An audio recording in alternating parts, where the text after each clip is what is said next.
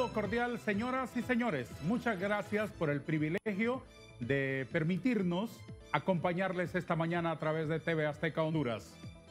Se cumplen 3 semanas de una crisis bastante inexplicable, ciertamente, en la Secretaría de los Derechos Humanos. ¿Qué pasa ahí? ¿Cuánta fuerza institucional tiene el Estado de Honduras para sobreponerse a estos desencuentros? Son asuntos de contexto, son asuntos de concepto, son asuntos operativos. ¿Qué pasa en la Secretaría de los Derechos Humanos?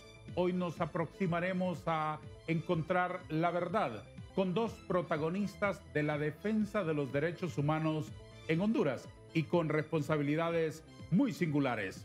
El señor subsecretario de los Derechos Humanos, don Guido Eguigure, se encuentra con nosotros. También nos acompaña la periodista Dina Mesa, periodista, defensora de los derechos humanos y abogada en formación. Señora Mesa, es un gusto recibirle en nuestro foro. Muchas gracias, abogado, un gusto y muchas gracias por permitirnos venir a hablar de un tema tan importante. Don Guido, es un placer recibirle. Muchas gracias, abogado Darío. Agradezco la invitación y creo que esta va a ser una oportunidad importante para debatir sobre este tema, que es un tema de mucha actualidad. Les ofrezco un cafecito cuando gusten. En medio de la conversación pueden disfrutarlo y si necesitan más, tenemos infinitas cantidades de café para ustedes esta mañana. Muchas gracias. Muchas gracias. Buen provecho en ese sentido. Hemos visto los hondureños con no poca preocupación que la Secretaría de Derechos Humanos está en un conflicto. Explíquenos, señor Eguigure, ¿qué es lo que pasa ahí? Muy bien, el conflicto inicia desde el año pasado. Recuérdese que el año pasado hubo una toma del edificio, la cual me tocó a mí ser un mediador con los trabajadores que habían tomado el edificio y esa toma fue resuelto rápidamente. Se cumplió la principal solicitud de los trabajadores. En ese momento era la destitución de la gerente administrativa y la recontratación de la subgerente de personal. Como las paradojas de la vida existen, en el conflicto actual, que ya lleva 3 semanas, como usted lo mencionó, se solicita ahora la destitución de la ministra, la creación de un espacio de trabajo amigable, respetuoso de los derechos humanos de las personas que laboran ahí, como dice la Constitución, un espacio donde la persona humana pueda sentirse realizada y pues además el respeto, ¿no?, a cada una de las personas que trabajan ahí, a su dignidad. ¿Quién está pidiendo la destitución de la Secretaría? Los trabajadores que han tomado el edificio. ¿Todos los trabajadores de la Secretaría? No, es una parte. ¿Cuántos son los trabajadores? No tengo el número exacto, pero entiendo andan por arriba de 40 trabajadores. Muy bien. Doña Dina, ¿cuál es su interpretación de lo que pasa en esa Secretaría ahora? Bueno, este es 2 conflictos que se han dado últimamente, pero la situación de echar por la borda a la Secretaría de los Derechos Humanos fue desde el principio, desde que la ministra Natalie Roque puso el pie en la Secretaría de Derechos Humanos. ¿Y por qué lo digo? Porque llegó con un lenguaje despreciativo contra las personas que encontró ahí, violentando sus derechos, su dignidad, diciéndoles una serie de epítetos. En ese momento yo era concejal del Consejo Nacional de Protección. Le llamamos la atención que debía respetar la dignidad humana, que ella era una ministra para todos y todas los hondureños y que no debía tener ese tipo de acciones. Y posteriormente empezó el desmantelamiento del Mecanismo Nacional de Protección, donde están como beneficiarios periodistas, comunicadores sociales, defensores y defensoras de derechos humanos y operadores de justicia. Le llamamos el reino del terror. Particularmente pienso que es el reino del terror porque ahí hay un espacio de tortura, según nos han comentado empleados con los cuales hemos hablado y nos han dado sus testimonios. Hay cámaras que lo vigilan, hay grabaciones, hay gritos, hay descalificación y hay una serie de situaciones violatorias a los derechos humanos, y por eso ahí ese reino del terror se está consolidando cada vez más. Son palabras gruesas esas que usted está diciendo. Sí, y las sostengo porque mi organización, la Asociación por la Democracia y los Derechos Humanos, ha venido documentando desde la propia llegada de la ministra en el 2022 cómo ha venido violentando derechos. Ya le pediré que nos explique y que argumentemos en distintos aspectos. ¿Cómo recibe usted como subsecretario que se le llame de esa manera a su institución? Bueno, yo estoy de acuerdo con lo que ha firmado Dina Mesa, una persona que es reconocida como defensora de derechos humanos en el país por mucho tiempo. Hay hay una gran cantidad de personas que han salido de la Secretaría de Derechos Humanos por este maltrato, ¿no? Y han tenido incluso algunas de ellas crisis en su salud mental, emocional, personas que incluso han ido hasta el hospital a recibir tratamiento psicológico, psiquiátrico por la crisis que se ha generado a partir de este trato. Maltrato de la secretaria Natalie Roque. Sí. ¿Contra quién? Contra personal de la institución. ¿Cómo se manifiesta eso? Bueno, es que me es difícil entenderle. Sí, entiendo. Esto se manifiesta de diferentes maneras. Yo fui testigo en algún momento de maltrato a personas que están con ella de forma permanente, sus escoltas. Sé que hay otras personas que ¿Ella también lleva escoltas militares? Sí, policiales. Policiales. Sí.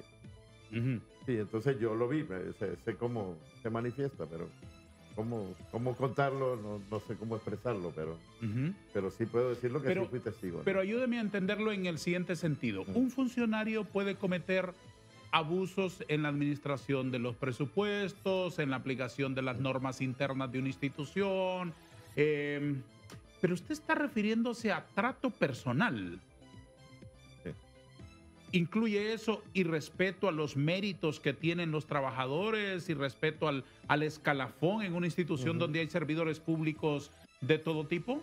Mire, es un tema de trato personal, es decir,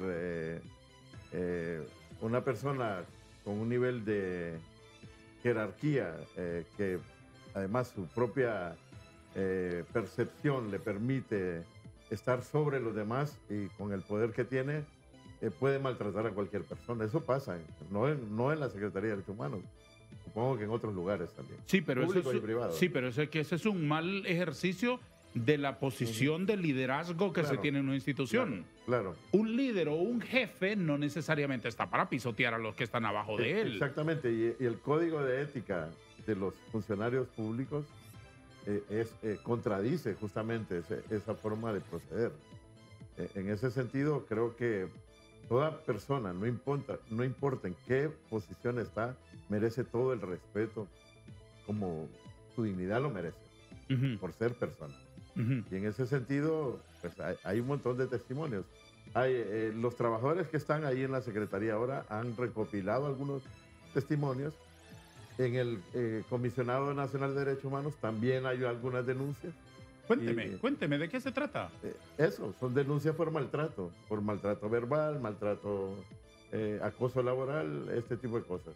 Yo entiendo que la secretaria ha puesto públicamente como que ella es muy exigente y que la gente no responde a esas exigencias, pero quiero decirle, por ejemplo, que muchas de esas personas que fueron violentadas en sus derechos, maltratadas, ahora están en otros lugares fungiendo de la mejor manera, en mejores posiciones y cumpliendo con sus responsabilidades. Entonces, ¿qué pasa?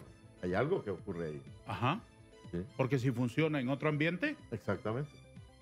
Y hay muchas personas que se fueron de ahí, jóvenes, con calificaciones, con estudios, no con tanta experiencia, por supuesto, pero personas que ahora están fungiendo en otros lugares y con sus responsabilidades. Y esa falta de un uso adecuado, de un ejercicio adecuado de la autoridad, voy a decirlo lo más elegante y respetuosamente posible. Y esa falta de un adecuado ejercicio de la autoridad de parte de la Secretaria de Derechos Humanos, ¿llega a ser tan grave como para que usted diga que la institución se vino a pique? Sí, está en escombros. ¿En escombros? En escombros. Es un reino del terror. ¿Por qué? Quiero argumentar. Si no solamente estamos hablando de violentar los derechos de los trabajadores que están ahí adentro. Ajá. Violenta en general todo lo que es el mandato de la Secretaría de Derechos Humanos. A nosotros como personas defensoras de derechos humanos no podemos pasar del primer piso.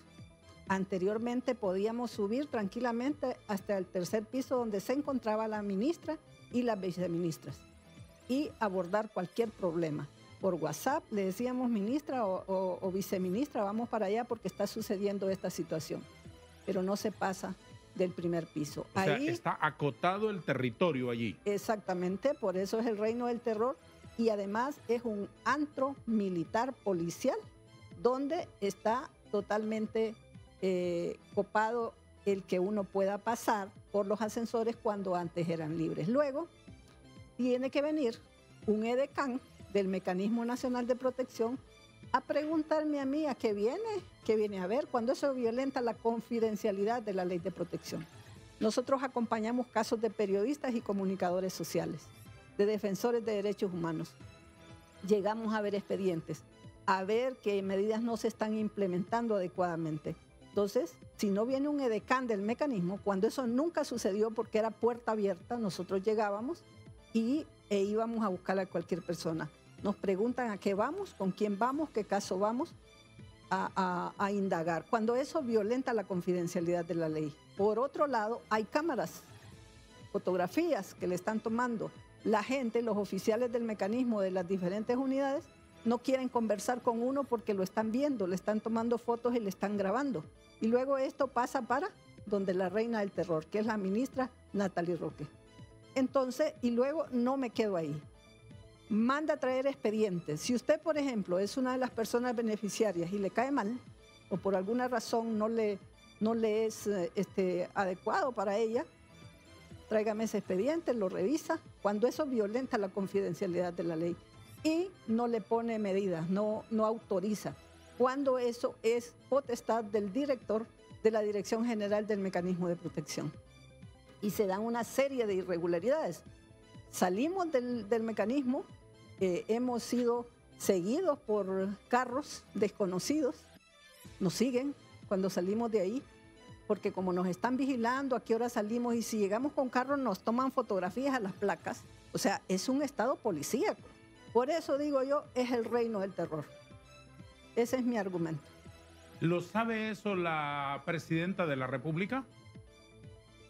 No sabría qué responderle. Yo imagino que sí, porque la presidenta tiene información de cada una de las instituciones a un nivel que uno no se imagina. Yo sí, creo que sí. Lo sabe, lo hemos dicho públicamente. A cada momento tenemos quejas en el Comisionado Nacional de Derechos Humanos. Hemos querido denunciar en el Ministerio Público y lo sabe porque hemos tenido conferencias de prensa, le hemos mandado recomendaciones, le hemos solicitado diálogos y no tenemos respuesta. Entonces sí lo sabe. Entonces no se puede decir que ella está ausente de la información. Y si lo sabe, ¿qué medidas toma? Ninguna. Ninguna. Más bien... ¿Y eso cómo se lo explican ustedes? Dígame son usted, medidas ¿cómo se lo explica? Son medidas que respaldan a ella para que siga violentando derechos humanos. Le dan alas, le dan toda la estructura gubernamental para que ella pueda operar, que monte conferencias de prensa. Y le puedo contar una serie de cosas. Por ejemplo, cuando éramos concejales del Consejo Nacional de Protección, íbamos a denunciar el desmantelamiento. Tuvimos una conferencia de prensa acá. Ella montó otra conferencia de prensa con altos parlantes de gran magnitud, mientras nosotros solo estábamos con la voz. Estábamos los gremios CPH, APH, Asociación de Fiscales y Sociedad Civil.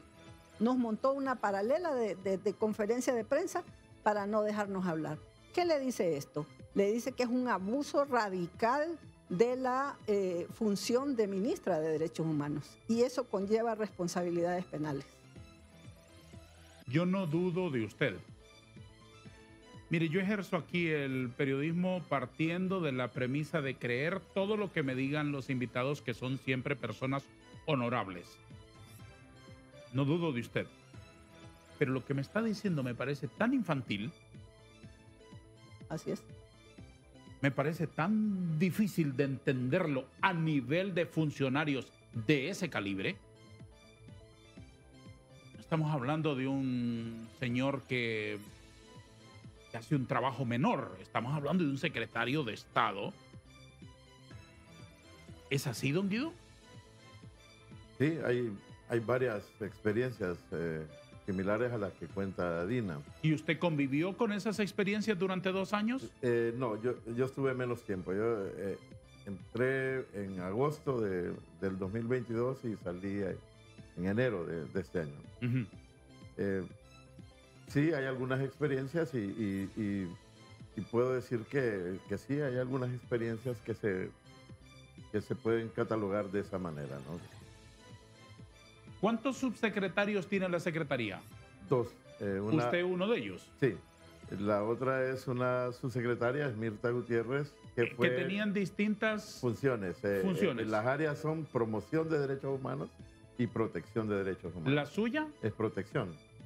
¿Cuáles eran sus funciones o cuáles son las funciones asignadas a ese cargo? Esa subsecretaría tiene a su cargo 3 direcciones.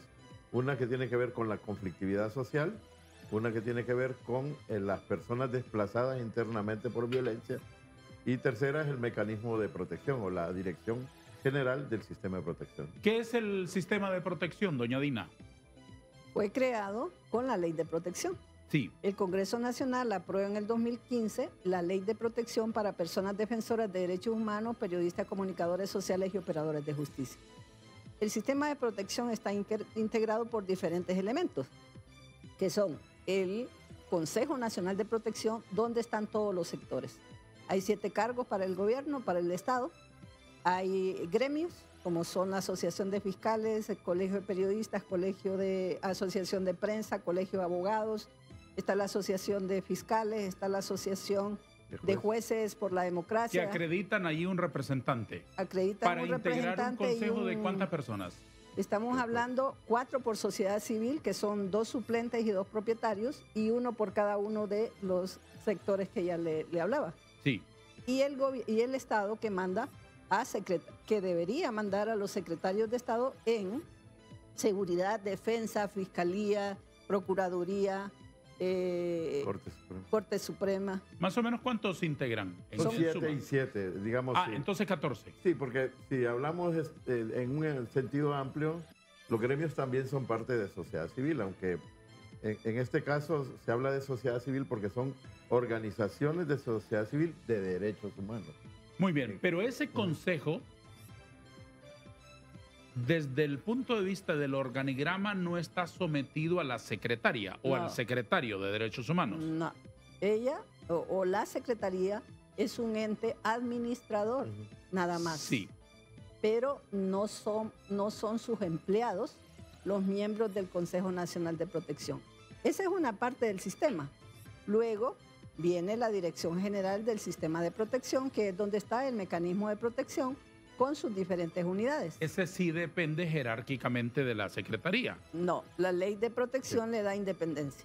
O sea, hay un director de la Dirección General del Sistema de Protección que tiene autonomía, según la ley, debe tomar decisiones con las diferentes unidades, que es de recepción de casos, análisis de riesgo, análisis de contexto, seguimiento e implementación de las medidas. Entonces, está alrededor de eso. Él debe tomar decisiones, pero son empleados de categoría para la ministra, ¿verdad? O sea, no tiene independencia el actual director del mecanismo.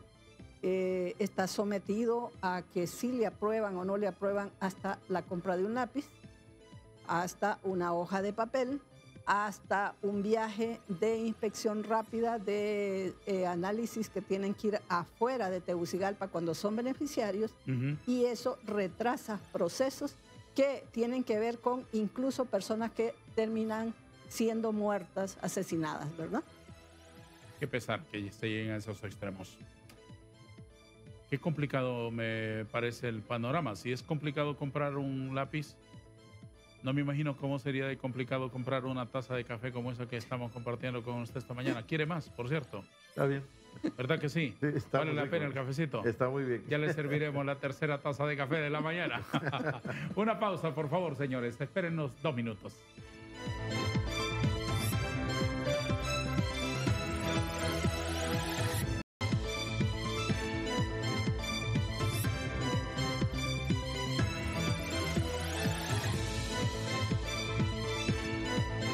Señor subsecretario de Derechos Humanos, puedo llamarle así mientras no sea reconocida su renuncia y sea aceptada.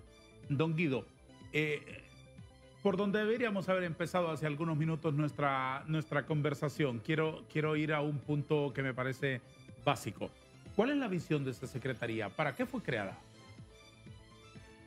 La Secretaría tiene un mandato, es garantizar que el enfoque de derechos humanos sea implementado en todas las instituciones y en todas las acciones que el gobierno realiza. Esa es la principal función. Ser garante del enfoque de derecho, es decir, lo que dice la Constitución, poner en el centro del quehacer gubernamental a la persona humana. Deme un en ese ejemplo sentido para entenderlo en el caso concreto. En ese sentido, se vuelve una instancia asesora de las diferentes instituciones del Estado alrededor de derechos humanos. En este sentido, por ejemplo, la Secretaría de Seguridad está formando un grupo de policías que van a entrar en servicio. Normalmente la Secretaría presta el servicio de dar el entrenamiento básico en derechos humanos a los policías. Ah, muy bien. Eso, por ejemplo. Y vigilar, por dar otro ejemplo que se me ocurre, vigilar, por ejemplo, un enfoque adecuado de los derechos humanos en la aplicación de política pública para salud, sí, para educación. Sí, exactamente. Para todas las políticas públicas deben pasar por el ojo, exacto, el lente de derechos humanos, exacto, y asegurarse que esa política no vaya a violentar derechos a las diferentes poblaciones a las que va dirigida. Muy bien. ¿Hay alguna otra tarea que hacen o solamente esa? La tarea, el otro tema son los compromisos internacionales que tiene el Estado hondureño al haber firmado convenciones, tratados, ¿sí?, declaraciones. Entonces, en este sentido, el Estado tiene que responder a esos compromisos internacionales mediante diferentes mecanismos, tanto en el Sistema Interamericano de Derechos Humanos como en el Sistema Universal. El Sistema Interamericano, la Comisión y la Corte, que lleva casos que son ventilados, casos de violaciones a derechos humanos y en los cuales el Estado tiene que responder. Está obligado por ser firmante, ¿no?, de la Convención Americana de Derechos Humanos. Pero esa visión de la Secretaría se ha estropeado. Se sigue cumpliendo con esos compromisos de cierta manera. Es decir, para el caso, Honduras tiene varias sentencias en la Corte Interamericana de Derechos Humanos y esas sentencias tienen puntos resolutivos. Honduras debe ir cumpliendo conforme a un plan que se establece para cumplir con la totalidad de la sentencia. Le pongo un caso, el caso de Carlos Escaleras en el Aguán. Carlos Escalera fue asesinado y su caso llegó hasta la Corte Interamericana. Todos los casos tienen que pasar primero a la comisión y después de una serie de procedimientos pasa o no pasa a la Corte. Este caso pasó a la Corte. Es un caso en el que algunos de los puntos resolutivos decían hay que ponerle nombre a un parque nacional, el Estado debe pedir disculpas a la familia de Carlos Escaleras. Estos son puntos resolutivos. Hay un cálculo pecuniario por el asesinato de esta persona, de este defensor, y el Estado entonces tiene que pagar ese punto resolutivo de la sentencia en contra del Estado hondureño. Eso se va cumpliendo. En algunos casos hay casos más difíciles, por ejemplo los casos de Punta Piedra, Triunfo de la Cruz y ahora el más reciente, la comunidad de San Juan, 3 comunidades garífunas que han demandado al Estado en el sistema interamericano. Los puntos resolutivos, por ejemplo, en el caso de Triunfo de la Cruz, tienen que ver principalmente con el saneamiento del territorio garífuna de esas comunidades. Eso tiene implicaciones. Para el caso Triunfo de la Cruz, se han instalado ahí grandes hoteles, corporaciones, etcétera, que han cercenado el territorio garífuna, y eso es un tema ya más complejo en términos de calcular los costos, pagarlos para el Estado, etcétera, y es más complejo. Y la Secretaría se encarga de ir ejecutando cada uno de esos puntos resolutivos que son como una sentencia contra el Estado de Honduras. Es una sentencia, de hecho, son sentencias contra el Estado hondureño. La Secretaría es parte de una comisión que se forma para cumplimiento de cada sentencia. Entonces ahí está la PGR, puede estar el INA, puede estar el Instituto de la Propiedad, etcétera, etcétera. Depende la sentencia y el tipo de caso de que se trate. Desde luego. Don Guido, y además de esa función específica y muy importante, me parece muy importante, y además de vigilar que las políticas públicas tengan un enfoque de derechos humanos, la Secretaría de Derechos Humanos ve otros asuntos, por ejemplo, como recibir denuncias de violaciones de los derechos humanos o no? La Secretaría de Derechos Humanos no tiene ese mandato. Ese mandato lo tiene el Comisionado Nacional de Derechos Humanos. La Secretaría no recibe denuncias. Sin embargo, cuando alguien viene y se le atiende, se puede derivar, ya sea hacia el sistema penal, al Ministerio Público, al mismo CONADE, o a otras instancias. En el caso puede ser la PGR u otra, ¿no? Se hace de esa manera. Ahora, en la Subsecretaría de Protección se reciben casos. Por ejemplo, la Dirección de Desplazamiento, con su nombre corto, lo que hace es atender casos de familias o grupos de familias o personas desplazadas internamente por la violencia. Es decir, le pongo un ejemplo. Una familia que en un barrio caliente, como le llaman, es amenazada y le dicen, te damos 1 hora o 2 horas para irte. Esa familia puede acudir a la Dirección de Desplazamiento y se activa un mecanismo a través del cual se le puede brindar un alojamiento de emergencia. Y protegerla. Y protegerla, claro. En caso que necesite acompañamiento policial, etcétera, etcétera. Mucha gente sale incluso con lo que anda encima puesto, ¿no? Y entonces hay una asistencia humanitaria también. Sí. Se le puede brindar asistencia para alojamiento, para alquiler de una casa, un apartamento, enseres domésticos, si tienen niños pequeños. Hay una serie de procedimientos de asistencia humanitaria o asistencia de emergencia que se activan en ese caso. Lo demás de la Secretaría, además de los conflictos esos que usted, doña Dina, me ha explicado con el Mecanismo Nacional de Protección, ¿funciona bien o no ha funcionado nada? No, yo quiero agregar también que le faltó a don Guido. Permítame antes acercarle una taza de café que generosamente nos ofrecen aquí para ustedes, porque creo que a estas horas de la mañana funcionamos mejor si tenemos la tacita de café al lado, y yo me comprometí con ustedes a traerle otra. Les sigo escuchando con atención, doña Dina. Faltaba ahí lo que es la conflictividad social, el abordaje de la conflictividad social. Sí. En estos momentos debería jugar un rol súper importante la Secretaría, abordar esa conflictividad que tiene internamente, ¿verdad? Entonces es otro rol. Otro de los roles es que puede ser alertas incluso tempranas, donde diga esta situación está ocurriendo y hacemos este tipo de recomendaciones para alertar, digamos, conflictos que pueden estar ocurriendo o crímenes contra defensores o personas involucradas en defensa de derechos humanos en las diferentes generaciones. Entonces, todo eso es parte del rol que está jugando la Secretaría de Derechos Humanos o que debería jugar. Aparte también está todo el Sistema Nacional de Protección, que esta Secretaría debe ser un ente coadyuvante con los demás instituciones del sistema de protección. Para que la protección funcione. Claro, deben funcionar coordinadamente. Secretaría de Seguridad, Secretaría de Defensa, Fiscalía, Corte Suprema y todo esto la Secretaría de Derechos Humanos. Entonces, si eso estuviera coordinado, no tuviéramos este relajo, no tuviéramos este desmantelamiento y esta casi inefectividad del Mecanismo Nacional de Protección. ¿El mecanismo no funciona? funciona en alguna medida, pero mínimamente, porque nosotros acompañamos casos.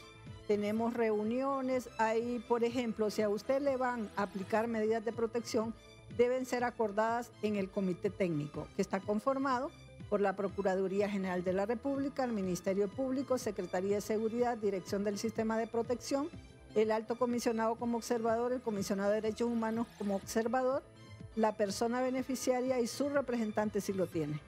Aquí se aprueban medidas. Entonces aquí es donde viene el problema. Se aprueban estas medidas. Usted, por ejemplo, necesita medidas físicas, necesita en su casa que le pongan cámaras o que le puedan facilitar un vehículo para desplazarse porque tiene mucha amenaza, o también tiene que salir de la zona y le tienen que colocar en un apartamento con la comida, si es necesario, y todo eso. Y también deben hacer el impulso ante la Fiscalía de Protección, que es la encargada de investigar las amenazas. ¿Y por qué me dice que funciona solo parcialmente? Parcialmente y mínimo. ¿Por qué? Nosotros acompañamos casos. Y cuando vamos y decimos, miren que no se ha implementado esta medida, entonces nos dicen, no hay presupuesto.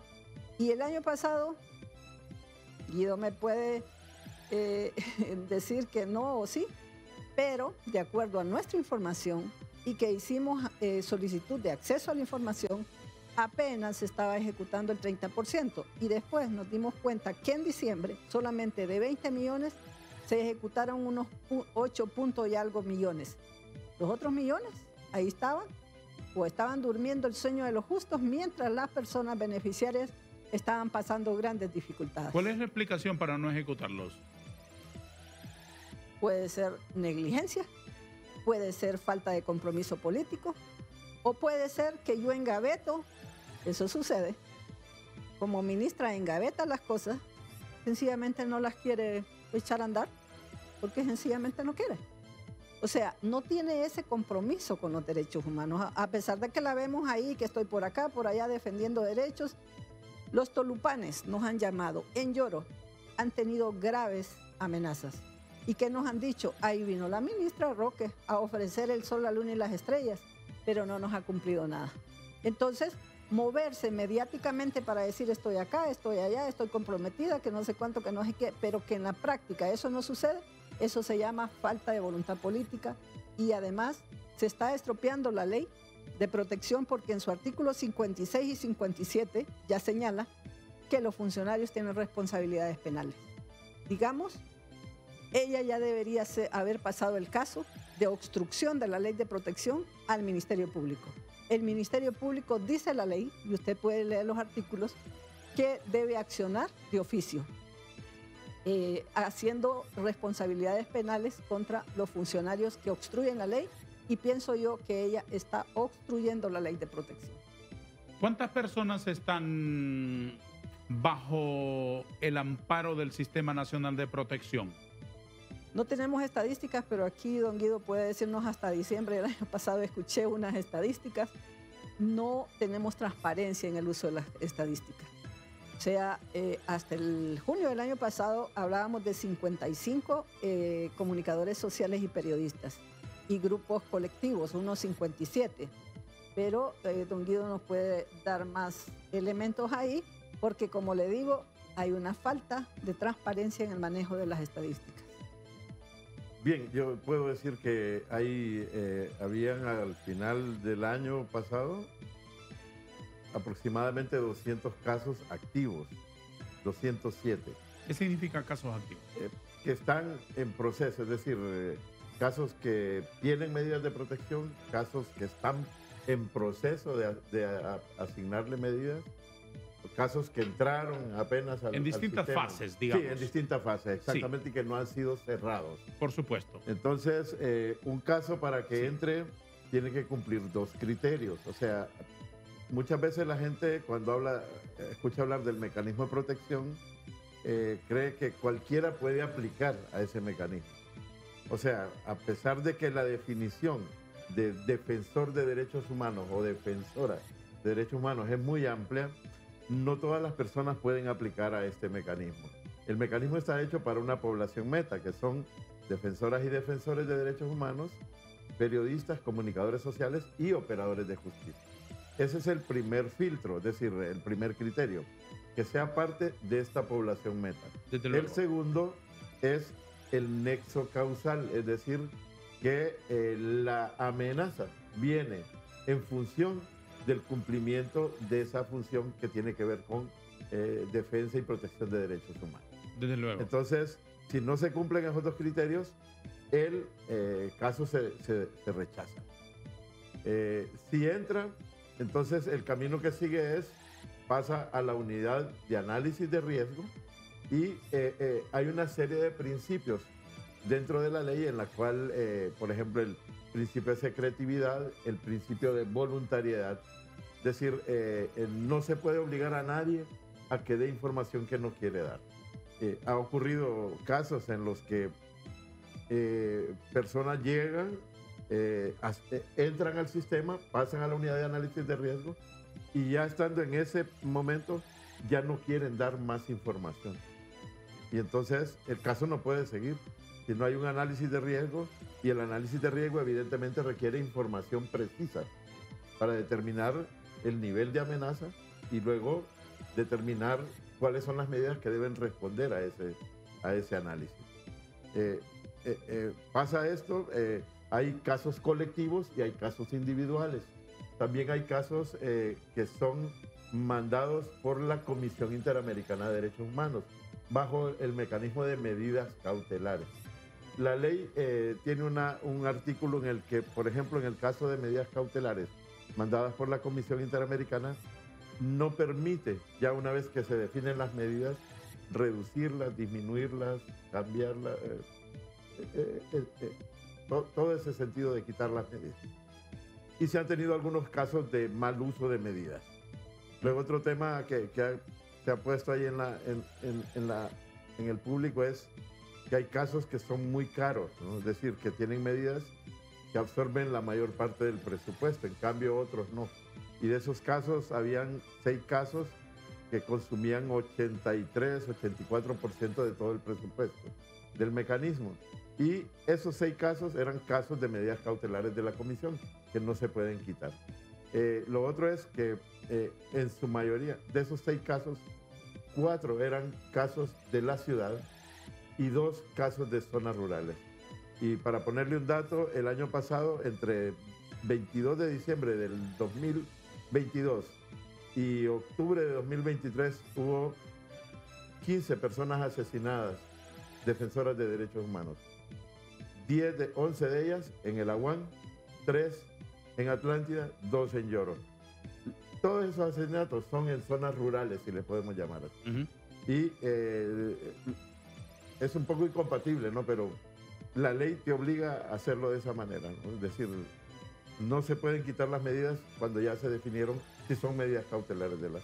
La crisis en la Secretaría de los Derechos Humanos del Gobierno es nuestro tema de conversación esta mañana en TV Azteca, en nuestro foro Hablemos con Hechos, que vamos a detener 2 minutos para darle la palabra a nuestros patrocinadores.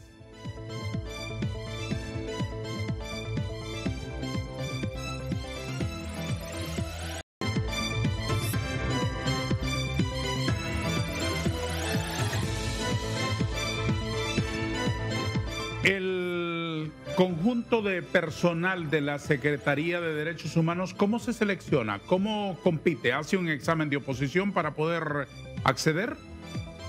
Entiendo que cuando se creó la Secretaría por primera vez, se hizo concursos y las personas fueron contratadas por oposición, por ese concurso. Sí. Actualmente el sistema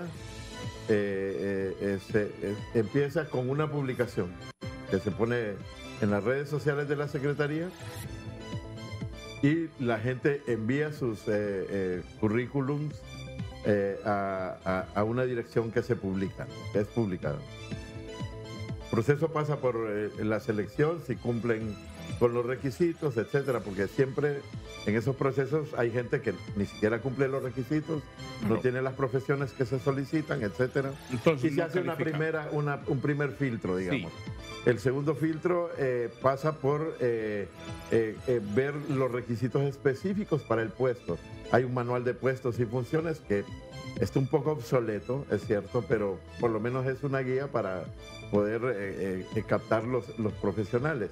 Luego se hace una lista corta y se hace una petición de entrevista, ¿no? Una solicitud de entrevista en una lista ya corta, 5 o 6 personas por cada caso. Este proceso a veces se vuelve un poco engorroso porque quien toma la decisión es la cabeza de la Secretaría, en todos los puestos. ¿Intervienen los criterios de la política para contratación de personal? En realidad no se pide a nadie que muestre si es o no es del partido X o S o Y, se hace abiertamente y se publica, ¿no? ¿Qué me puede contar de la rotación de personal en esa secretaría? Bueno, ha habido una alta rotación en puestos clave y en puestos técnicos también. Quizás el caso más visible fue el caso del mecanismo de protección. Ahí hubo una serie de decisiones que se tomaron por algunas razones. Se sabía, por ejemplo, que hubo denuncias contra algunas personas que trabajaban en el mecanismo por organizaciones de derechos humanos, incluso alguna penal, y la decisión política fue cambiar prácticamente a todo el personal del mecanismo. Pero en el mecanismo no tiene por qué estar opinando la Secretaría, ¿o he entendido mal yo? He entendido mal, no tiene nada que opinar. Ya la ley de protección dice el perfil que debe llenar cada persona. Entonces, en el Consejo Nacional de Protección ¿sí? Se ven esos perfiles y luego se verifican que llenen los requisitos, o se debería verificar. Lo que decía don Guido, de que nadie entra por política. No es cierto eso. Ahí, si usted es amigo de la ministra, tiene un buen salario. Si es el primo, el no sé qué de alguien que es conocido suyo, tiene un buen salario. Si es el padrino, ahí hay un buen salario. Entonces no hay meritocracia. Hay personas que ni siquiera tienen las competencias. Por eso el desastre ahí en la Secretaría. Igualmente en el mecanismo. Entraron personas, activistas políticos, que vinieron a desnaturalizar todo. Claro, son personas que les hemos visto compromiso con la protección, pero que les faltan muchas capacidades. Hay que capacitarlos para que puedan avanzar en la medida que tiene las demandas este organismo. Entonces, sí hay, por cuestión política, ahí se dividen los puestos. Aquí tiene una parte, tienen adeptos, o sea, hay igual como sucede y han sucedido en otros gobiernos, nada más que ahí es más evidente. Lo que pasa que no se dice, ¿verdad?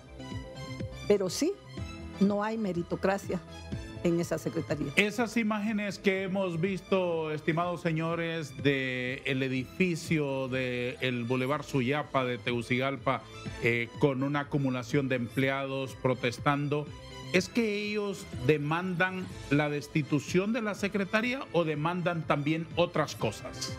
Sí, ese fue el primer punto que pusieron. Lo otro, y creo que lo dije al inicio, es que demandan que la Secretaría sea coherente con su mandato, es decir, que sea un espacio donde las personas puedan ser respetadas en su dignidad, donde puedan trabajar con tranquilidad y puedan dar lo mejor que tiene cada persona. Yo le ponía el ejemplo que muchas de las personas que se fueron, que terminaron renunciando o fueron despedidas, están en otros lugares de la institucionalidad y están haciendo un buen trabajo en los espacios donde llegaron, incluso con mayores responsabilidades algunos de ellos. ¿En la Secretaría de Derechos Humanos no se respetan los derechos humanos? Sí, en parte sí. No se respetan. No se respetan. ¿No estarían en este conflicto, señor Eguiguri? Hay que ser contundente, no se respetan. Sí. Hay una violencia contra mucha gente. Entonces, ¿es candil de la calle y oscuridad de la casa, o también puede ser oscuridad de la calle y oscuridad de la casa también? Yo creo que es lo último. Las dos cosas. Hay que ser contundente.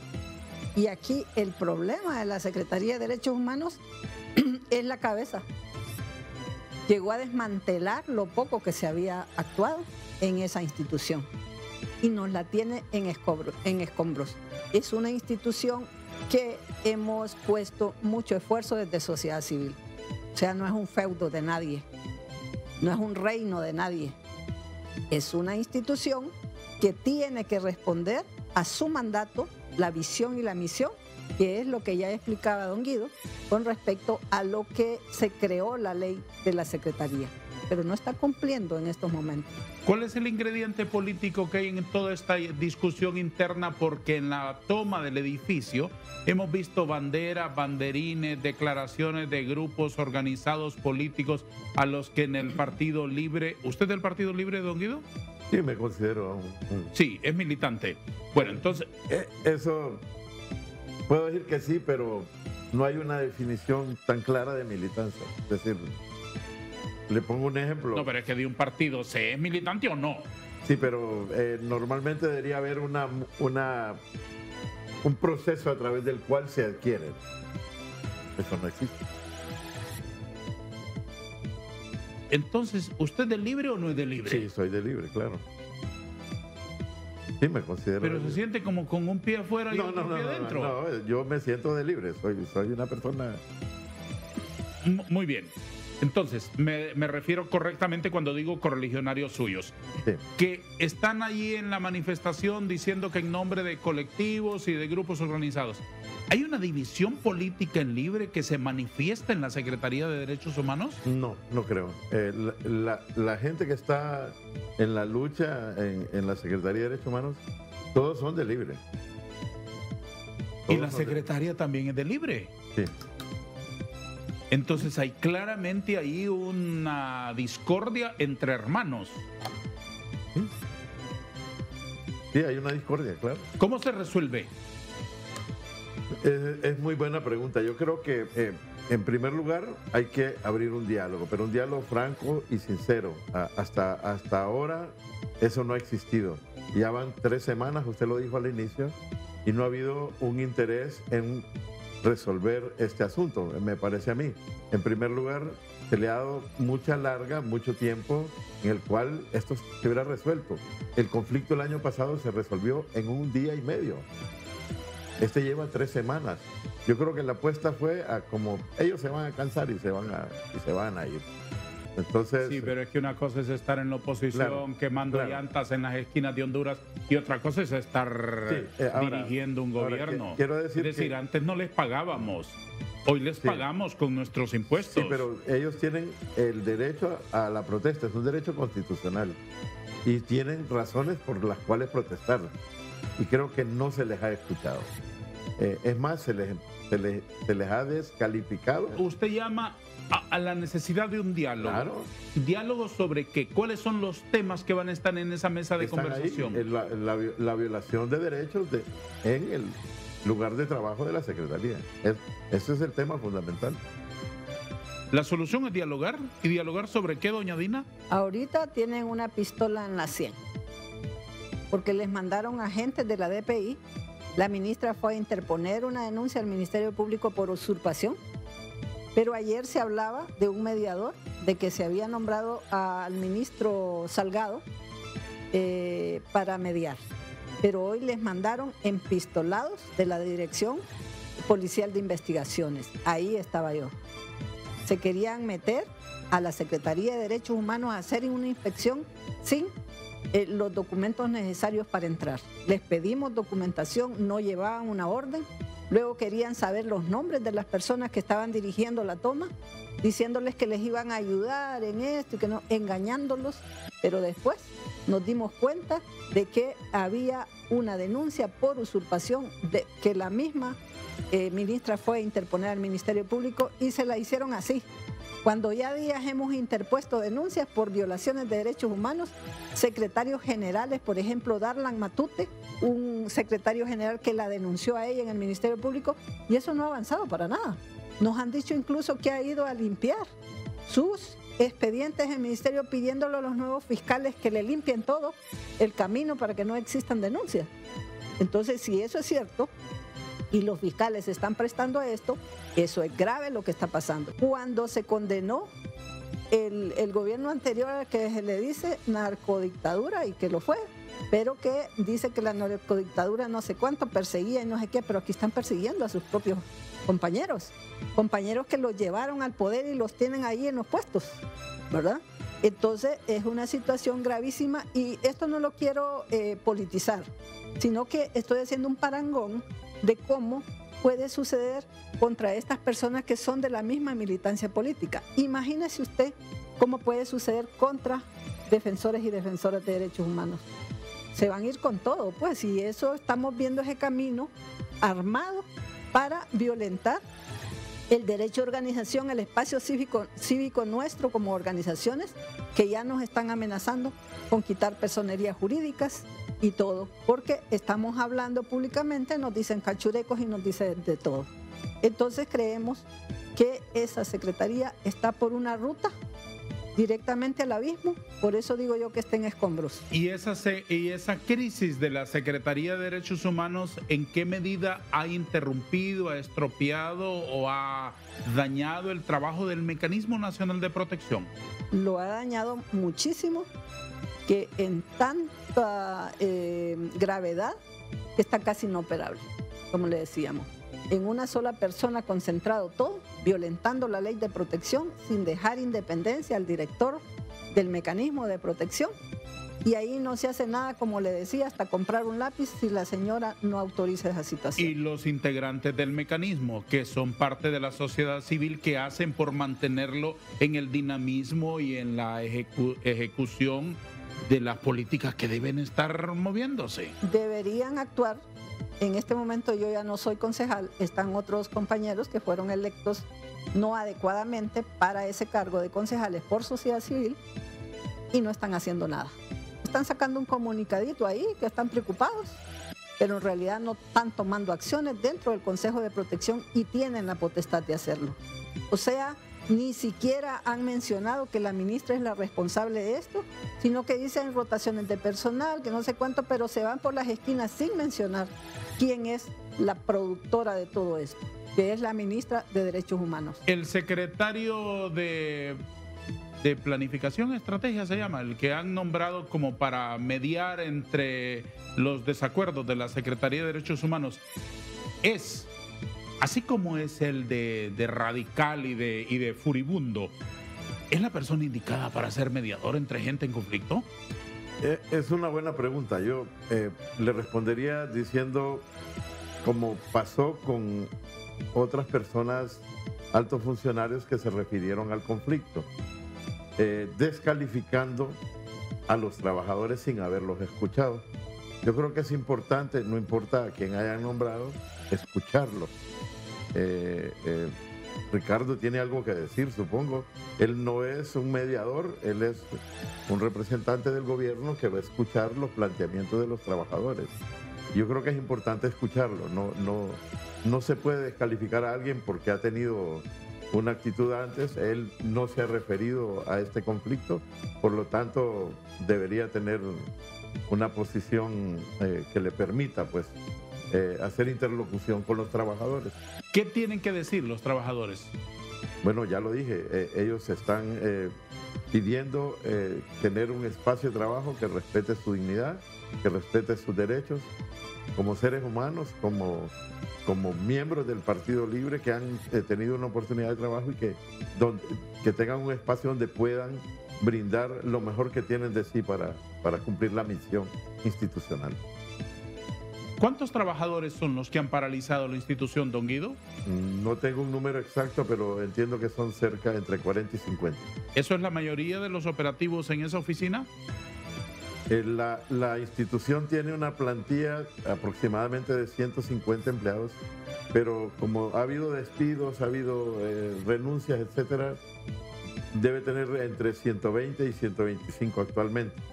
Hay una parte que no participa de un lado ni de otro y hay una parte que respalda a la secretaria. Quiero decir que también se ha denunciado por parte de los trabajadores porque recuerde que hay dos tipos de trabajadores, los empleados por contrato y los empleados por acuerdo. Los por acuerdo están de forma permanente, los empleados por contrato adquieren permanencia después de 6 meses de estar con contratos cortos. Estas personas por contrato se ha denunciado recientemente por ellos que están siendo coaccionados, es decir, si quieren firmar su contrato a partir de enero, deben firmar una carta de apoyo a la misma. Esto es coacción. ¿Han intentado hablar con la secretaría?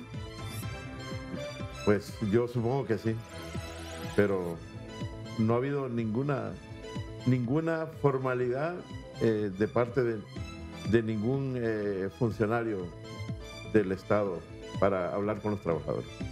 Les pido permiso para detener un minuto la conversación para un corte comercial muy breve.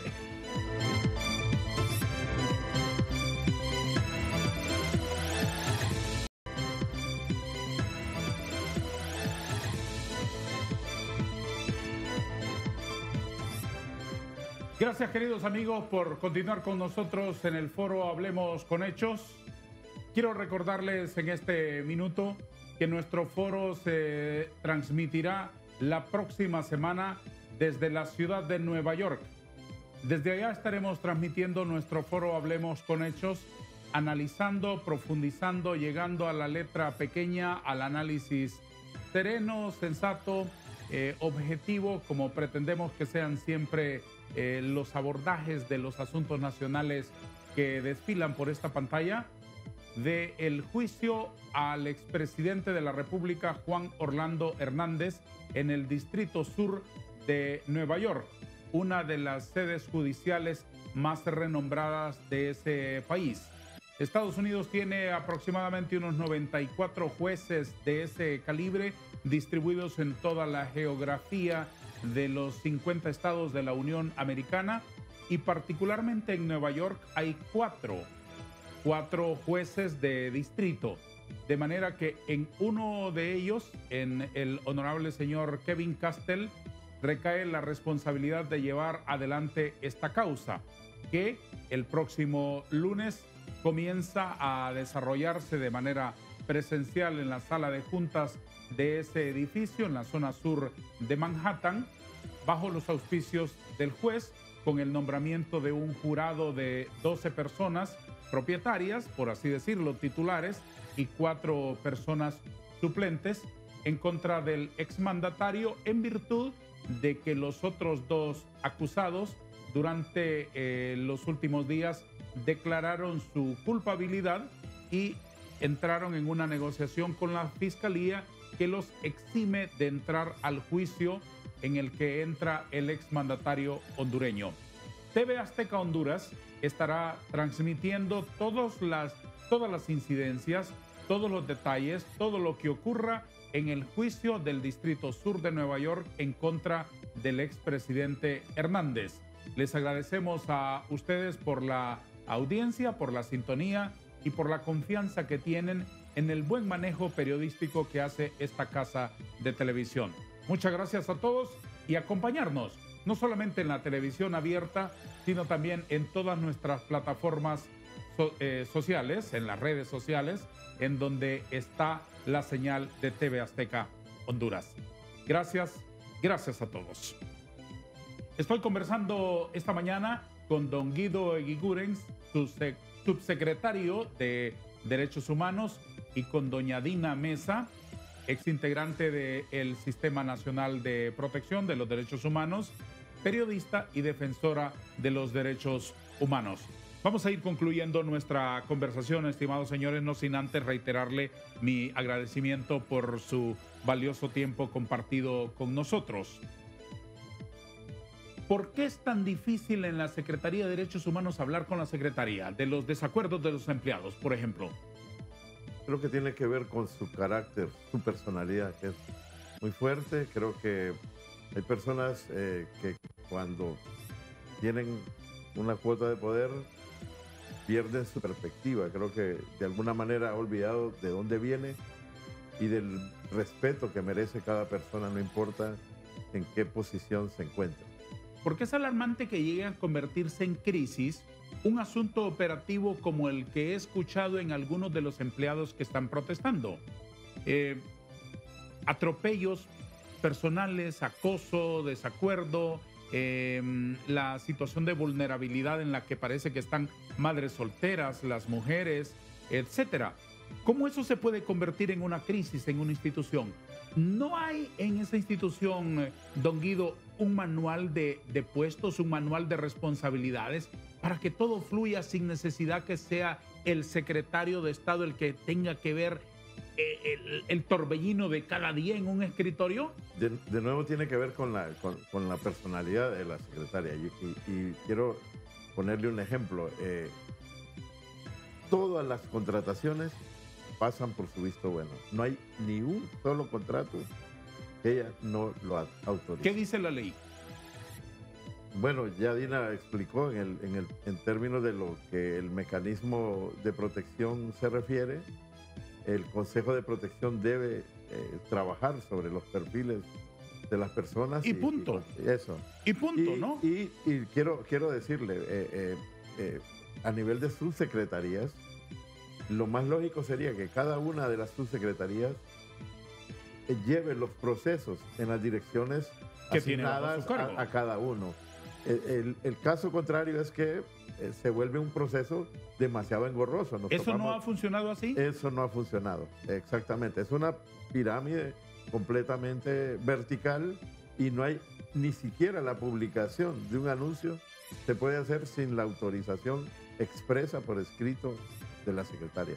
Esto vuelve completamente engorroso y quiere decir que cuando ya los procesos de contratación nos hemos topado muchas veces con casos de personas que tenían buenas calificaciones, con experiencia, con un buen perfil apropiado para el puesto que se está buscando, y cuando ya se llama a la persona para la entrevista dice, no, ya encontré un trabajo en otro lugar.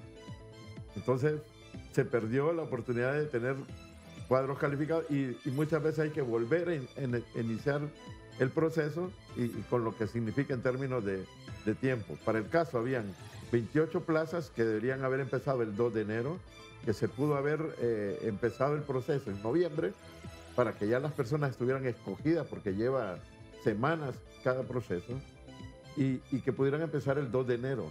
No se hizo porque, de nuevo, por ese agujero tan pequeño que significa el visto bueno de la máxima autoridad. ¿Este es un control para evitar abusos o es autoritarismo, es exceso de celo? ¿Es desconfianza con los colaboradores? ¿Qué es eso, doña Dina? Abuso de poder, simple. Abuso de poder que se ha visto que es un feudo donde puede actuar como quiera y nadie le dice nada. Así de simple.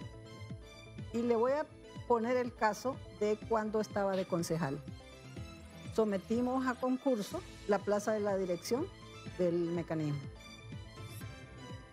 Revisamos 30 currículums, dejamos 8 y luego lo mismo. Ella al final tiene que resolver.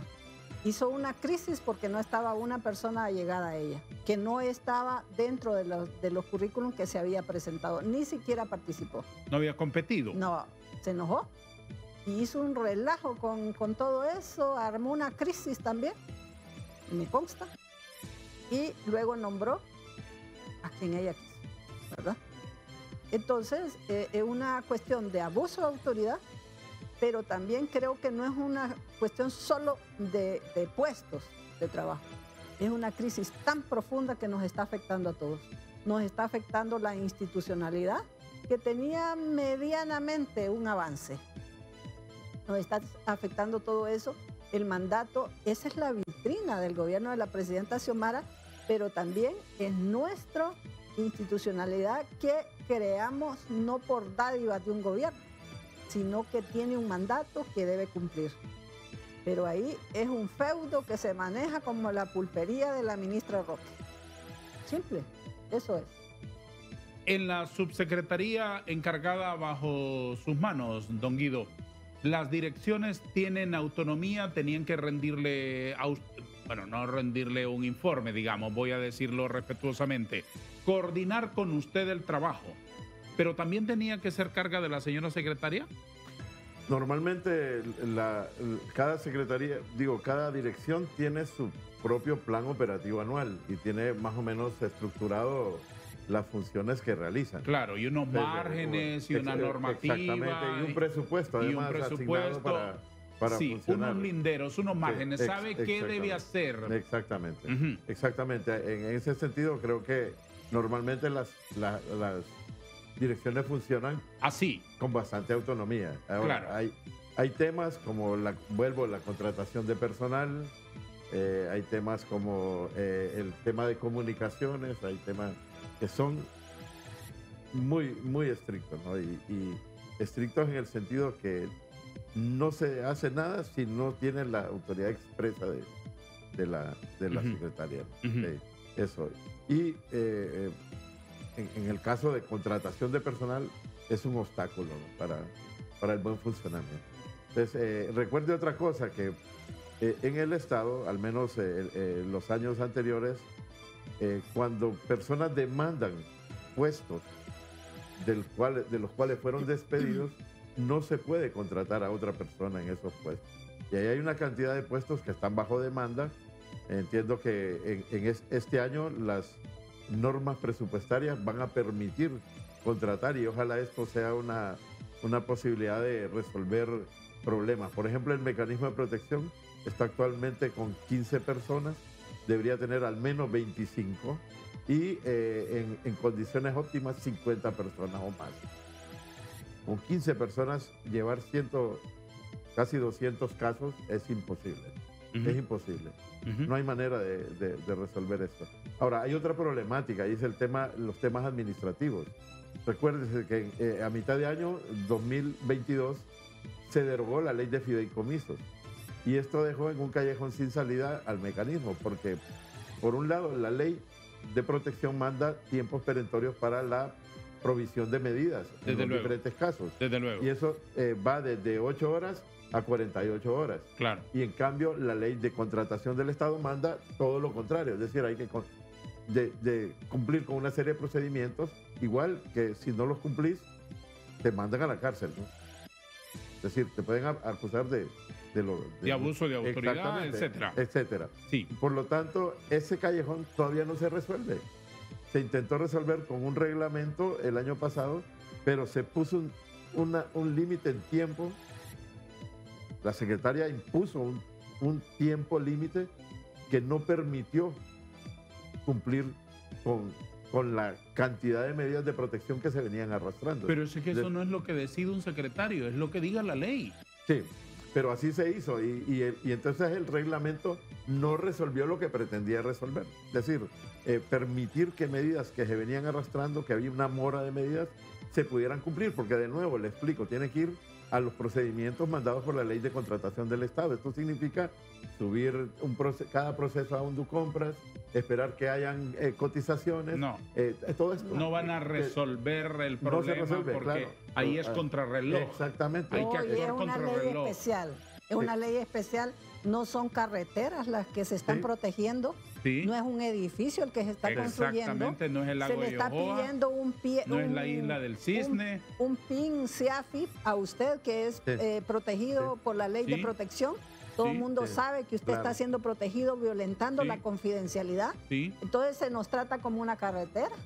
Y hay que seguir todo el procedimiento cuando es una ley especial, que eso debe regularse a través de un reglamento. De un reglamento. Estimados señores, discúlpenme, pero esta es la última vez que interrumpo la plática.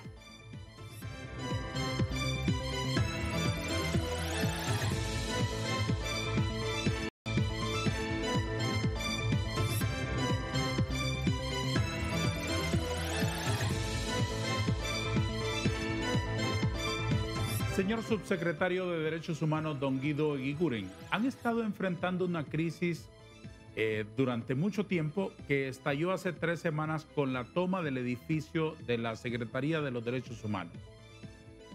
Es obvio que en la Presidencia de la República se sabe de esta crisis. ¿Cómo interpreta usted que la Presidenta de la República no responda a los trabajadores ante esa petición? Bien, yo creo que hasta el momento no ha habido una señal explícita de escuchar a los trabajadores, lo que ellos tienen que decir. ¿Cómo lo interpreta eso usted? Me parece muy mal, ¿no? Porque para resolver un conflicto hay que escuchar a las partes. Desde algunos funcionarios se descalificó sin haberlos escuchado. Creo que esto es un mal precedente, es decir, un conflicto tiene actores que tienen posiciones encontradas. Para resolver el conflicto hay que escuchar a las dos partes y escucharlas con respeto. Y luego ir encontrando posiciones, separando un poco la maleza de las cosas de fondo, claro, y ir al punto central, a la esencia, sí, y encontrar a través del diálogo la solución. Sí. Esto no ha ocurrido hasta ahora. Y esto es muy malo porque quienes están ahí luchando son personas que vienen de la lucha para llegar al poder con Libre. Son personas de Libre todas. Y todos son parte de colectivos en sus propios barrios y resienten esta actitud de no quererles escucharlos. ¿Usted les está apoyando? Sí. ¿Usted quiere ser el ministro? No, en absoluto. Yo ya lo dije. ¿No lo mueve eso a usted? En absoluto. Mi apoyo incondicional a los trabajadores porque sé que su lucha es justa, porque tienen planteamientos correctos y los voy a seguir apoyando. Pero yo ya puse mi renuncia, la puse el 15 de enero, mi renuncia es irrevocable y yo estoy fuera. Doña Dina, ¿cómo interpreta usted que no se les escuche a los trabajadores para comenzar a conversar y decir, bueno, muy bien, si aquí lo que no funciona es la operatividad día a día, que no se respetan los mecanismos para que el trabajo fluya y el trabajo funcione, ¿cómo lo interpreta usted que no les escuchen y que no se resuelvan? Pienso que no debemos circunscribirnos a solamente ese pedacito del problema. O sea, el relacionamiento y todas estas violaciones de derechos humanos en el ámbito laboral. Es una crisis institucional que debemos abordarla desde la estructura. ¿Qué pasa? Nos tiene en escombros la Secretaría de Derechos Humanos, desmantelado el Mecanismo Nacional de Protección, y que en este momento son estos trabajadores que sacaron la cabeza y dijeron, nos paramos porque ya estamos cansados.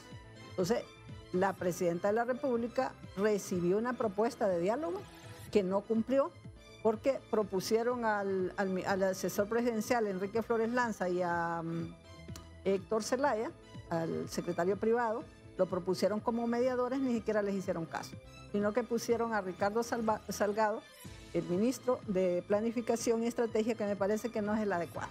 Yo sí lo digo. Eso tenía que tener otro nivel.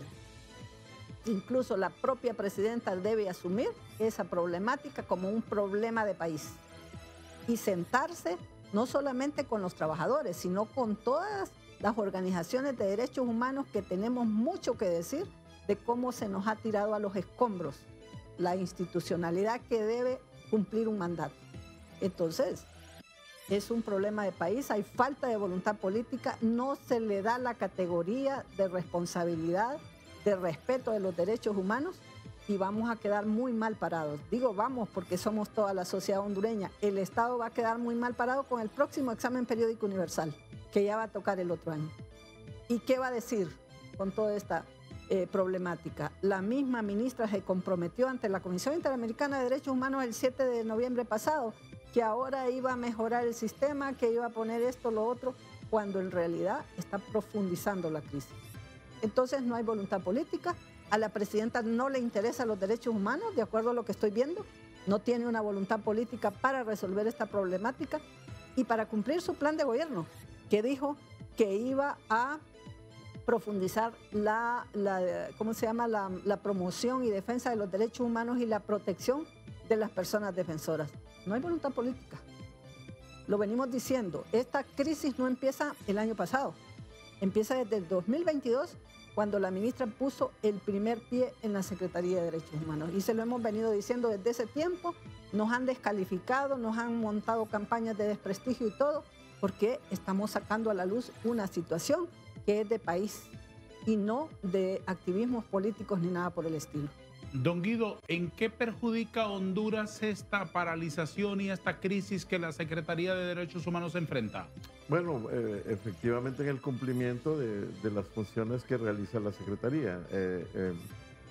En el caso de la Subsecretaría de Protección, pues hay personas que llegan a diario a solicitar algunos de los servicios, ya sea en desplazamiento, ya sea en el mecanismo de protección. Ahora no pueden llegar porque el edificio está tomado. No se pueden brindar medidas porque entiendo que los mecanismos de aplicación de recursos, por ejemplo, para pagar medidas de protección a personas desplazadas, no se puede hacer si no se emiten los cheques, este tipo de cosas que limitan la acción de la Secretaría. ¿Comparte usted el criterio de doña Dina que en el principal escritorio de la Casa Presidencial el asunto de los derechos humanos no importa tanto? Yo no sé cuál es el tema de fondo, pero en realidad hay una situación planteada y se le ha dado mucha larga en términos de tiempo a resolver este conflicto. Es decir, este conflicto se pudo haber resuelto en la primera semana, pero ya vamos casi para un mes, ¿no? Esto es demasiado. Y todo depende de abrir un diálogo franco, ¿no? Y de escuchar a los trabajadores lo que tienen que decir, e ir encontrando buscar los puntos de encuentro, ir resolviendo lo que se pueda. Eso no se ha hecho, no se quiere hacer. Por supuesto. Señores, estoy profundamente agradecido con ustedes por su comparecencia esta mañana con nosotros en TV Azteca. Quiero que aprovechemos un par de minutos finales para que me dejen unas reflexiones sobre lo que debe hacer una institucionalidad que defienda los derechos humanos en un país como el nuestro. Bien, yo creo que primero construir un espacio de trabajo respetuoso de la dignidad de cada trabajador, un espacio que permita realizarse como persona, como profesional, para así de esta manera poder brindar los mejores servicios a la población que necesita su atención, ¿no? Para cumplir su mandato. Esto sería fundamental para cumplir con el mandato de la Secretaría. Es fundamental construir esa coherencia, es decir, no podemos ir hacia afuera con un discurso que no estamos dispuestos a cumplir adentro. Eso es fundamental. De acuerdo. Una última reflexión, licenciada Mesa. Proteger los derechos humanos, respetarlos internamente, ser coherentes, como decía don Guido, pero también respetar la meritocracia, no contratar personal por activismo político, seguir el mandato que dice la ley de creación de la Secretaría de Derechos Humanos, respetar los compromisos internacionales, hacer un espacio abierto a las organizaciones de derechos humanos, que ahí tenemos un búnker que no podemos pasar de la puerta, nos deben abrir el espacio, y no porque lo quiera alguien, sino porque es una necesidad de que todas las organizaciones de derechos humanos participemos. Mire que el Plan Nacional de Derechos Humanos no solamente está siendo discutido con ciertas organizaciones, que son las que le ponen al oído a la ministra, son las que le susurran bien las cosas. Pero las otras organizaciones no contamos ahí. Recuerdo que cuando Ana Pineda, que era ministra de esa secretaría, abrió todo el espectro y participaron diversos sectores. Ahora no, ahora hay que ser una organización emblemática de acuerdo a lo que piensa la ministra. Entonces no hay apertura para las organizaciones de derechos humanos. Entonces debe ser un espacio abierto, respetuoso de todo el accionar que hacemos los defensores y defensoras y las organizaciones, porque se puede defender colectiva o individualmente los derechos humanos y promocionarlos, y que también se rescate el Mecanismo Nacional de Protección, se le dé independencia, tanto física, presupuestaria y de decisiones, que se respete la ley de protección. ¿Hay personas desprotegidas a causa de esto? Claro, me consta, porque son personas acompañadas, por lo menos las que nosotros acompañamos, y otras que nos están diciendo, mire, no me están cumpliendo las medidas, los tolupanes en Lloro, Guapinol, los defensores de Guapinol, los de la UAN, y todos estos defensores que están defendiendo territorios no tienen una protección adecuada. Entonces, es una crisis completa que debe abordarse estructuralmente, desde la propia cabeza del gobierno. Señores, muchas gracias por su comparecencia, por haber estado con nosotros hoy. ¿Van a seguir de cerca las noticias del juicio en Nueva York? Perfecto, sí, claro que sí. Es un tema. ¿Sí? ¿Qué expectativa tiene usted? Bueno, supongo que no vamos a tener ninguna sorpresa. Ya tenemos casos anteriores. Imagino que va a seguir la misma tendencia. ¿Y su olfato periodístico qué le dice? Pues que va a haber una condena contra el presidente Juan Orlando, que van a salir otros ahí, juntados de aquí del país. Entonces esas son las expectativas. Pero que en realidad se pueda llevar a cabo estructuralmente para tocar fondo de todo este problema que nos está afectando. ¿Qué lección se debería aprender en Honduras de eso? Usted como sociólogo, ¿qué puede decirme? Mire, el tema del crimen organizado, el narcotráfico, es un tema amplio, no solo del país. Es una cosa, es un monstruo transnacional. El lidiar contra eso requiere compromisos internacionales y una voluntad política a fondo. Los tentáculos, como lo hemos podido ver con este juicio y con los juicios anteriores, se han ramificado a todo nivel. Entonces, no es un tema fácil, es un tema complejo. El Aguán es un reflejo de esto. Por eso hay tantos hechos de violencia en el Aguán que afectan a defensoras y defensores. Pero la voluntad política nos debe llevar a eso, ¿no? A enfocarnos a fondo contra este problema, usando todas las herramientas que el Estado permite. Y la otra es que la institucionalidad no está funcionando para combatir este flagelo. Por supuesto, que debe funcionar. Gracias por estar aquí. Gracias. Don Guido Eguiguren, ex subsecretario, déjeme decirle subsecretario todavía, de los Derechos Humanos, y la licenciada Dina Mesa, periodista y defensora de los derechos humanos, han expuesto aquí la crisis de esa secretaría que ya lleva 3 semanas y que ya viene siendo hora de que se resuelva. A todos, muchas gracias. Adiós.